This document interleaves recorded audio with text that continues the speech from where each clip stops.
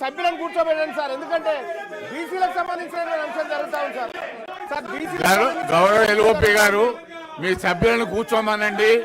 Important bill, Panchayati Raj bill, దీని మీద మీరు చర్చలో పాల్గొనండి. చాలా ఇంపార్టెంట్ బిల్లు, దయచేసి మీ వాళ్ళని కూర్చోమని చెప్పండి ప్లీజ్ ప్లీజ్. దయచేసి సార్ మధు గారు కెమెరాలలో వచ్చింది, డోంట్ వరీ. కెమెరాలలో మీరు చింపేసినట్టు వచ్చింది, డోంట్ వరీ, కూర్చోండి సార్.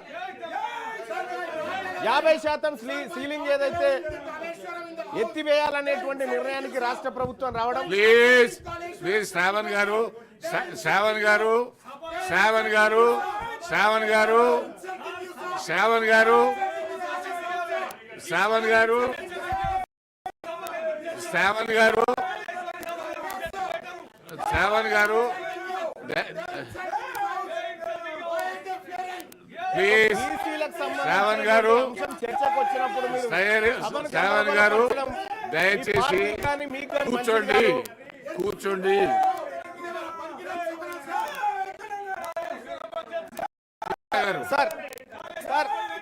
మల్లన్న గారి స్పీచ్ మాత్రమే రికార్డులోకి పోతుంది. Thank you sir. సార్ ఇక్కడ తెలంగాణ రాష్ట్ర ప్రభుత్వం తీసుకొచ్చినటువంటి అమెండ్మెంట్ పైన ఇవాళ బిల్లు ప్రపోజ్ చేసినారు సార్. దీనికి రాష్ట్ర ప్రభుత్వానికి ఒక మాట కృతజ్ఞత చెప్తూనే సార్ కొన్ని విషయాలు ఇక్కడ ప్రస్తావించుకోవాల్సినటువంటి అవసరం ఉంది సార్. బీసీలకు సంబంధించినటువంటి అంశంలో కాంగ్రెస్ పార్టీ తన మేనిఫెస్టోలో అనేకమైనటువంటి అంశాలను ప్రస్తావించింది సార్. అందులో భాగంగా ఇది కాంగ్రెస్ పార్టీ కామారెడ్డి డిక్లరేషన్ సంబంధించి అంశం సార్. ఇది వాళ్ళ మేనిఫెస్టో. దీంట్లో అధ్యక్ష రిజర్వేషన్లు అనేటువంటి అంశం, 42% రిజర్వేషన్లు అనేటువంటి అంశాన్ని ప్రధానంగా బీసీల ముందు ఆ రోజు కామారెడ్డి డిక్లరేషన్ లో చెప్పడం జరిగింది అధ్యక్ష. అందులో భాగంగా కాంగ్రెస్ పార్టీ 23% నుంచి బీసీల రిజర్వేషన్ 42%కి పెంచుతామనేటువంటి ప్రతిపాదన తీసుకొచ్చి అందులో భాగంగా 23,973 మందిని బీసీలకు రాజకీయ ప్రాతినిధ్యం కల్పిస్తామనేది కాంగ్రెస్ పార్టీ చెప్పినటువంటి మాట సార్. సార్ ఇక్కడ ఒక భయంకరమైనటువంటి విషయం ఏంటంటే సార్ 23,973 మందికి బీసీలకు రాజకీయ ప్రాతినిధ్యం కల్పిస్తామని చెప్పినటువంటి కాంగ్రెస్ పార్టీ మరి ఇక్కడ జరిగినటువంటి ఒక చిన్న పొరపాటు సార్. ఇది పొరపాటు అంటలేను, ఇది మరి ఓ రకంగా కావాల్సిందే, ఇంకో రకంగా దీన్ని అర్థం 42% కాకముందుకే దాదాపు 1,510 మంది ఉద్యోగాలు పోయినాయి సార్. ఈ రాజకీయ ఉద్యోగాలు బీసీలకు సంబంధించినవి ప్రధానంగా సార్.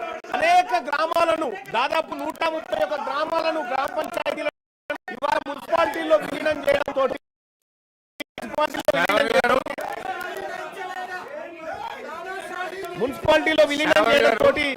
దాదాపుగా 130 మంది వచ్చారు. శాంతంగా ఉండడం మంచిది. This is conference, this is the house. You are the first timer, you are first day you are attending. Silent sir, ఓపికతో ఉంటాడు, దయచేసి కూర్చోండి. You are first day you are attending, please silent sir. ఓపికతో ఉండండి, దయచేసి కూర్చోండి sir. ఇక్కడ please please please please sir ఇక్కడ దాదాపుగా 130 గ్రామాలను ఇటీవల కాలంలో మున్సిపల్లో విలీనం చేయడం ద్వారా ఆ 130 గ్రామాల్లో ఉన్నటువంటి సర్పంచులు దాదాపుగా 1,300 వార్డు సభ్యులు దాదాపు 80 మంది ఎంపీటీసీలు ఇవాళ రిజర్వేషన్ లేకుండా అర్హత కోల్పోయినటువంటి పరిస్థితి చూస్తా ఉన్నాం. అందులో దాదాపుగా బీసీలకు 634 మంది బీసీ సభ్యులకు బీసీ అభ్యర్థులకు దక్కాలి. సో ఇట్లా బీసీలకు రిజర్వేషన్ అమలు కాక ముందుకే ఉన్న రిజర్వేషన్లు పోయినటువంటి పరిస్థితి ఈ మున్సిపాలిటీలో విలీనం ద్వారా జరిగింది అధ్యక్ష. సో అధ్యక్ష, అత్యంత బాధాకరమైన విషయం ఏంటంటే మా బీసీల గోడు వెళ్ళబోసుకుందాం, బీసీల గోడు సభకు వెళ్ళబోసుకునే టైంలో విపక్ష నాయకులు, బీఆర్ఎస్ పార్టీ నాయకులు ఈ విధంగా వ్యవహరించి బీసీలకు సంబంధించినటువంటి అంశంలో వీళ్ళు చేస్తున్నటువంటి కార్యక్రమం ఏదైతే ఉందో అధ్యక్ష, ఇది బీసీలకు మోసం చేసే కార్యక్రమం తప్ప ఇంకొకటి కాదు అధ్యక్ష. దయచేసి బీసీల విషయంలో, బీసీల టాపిక్ వచ్చినప్పుడు, బీసీల బిల్లు పెట్టినప్పుడు కొద్దిగా సంయమనం పాటించాల్సినటువంటి అవసరం ఈ సభ వీళ్ళకు ఉండే సార్. కానీ ఆ ప్రయత్నం ఏం చేయట్లేదు.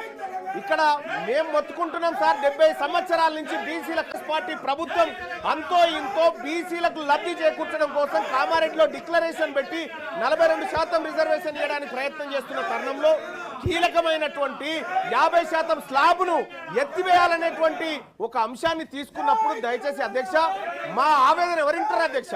మా బీసీల ఆవేదన ఎవరింటారు అధ్యక్ష? ఈ నాయకులకేం పట్టింపు లేకుండా పోయింది.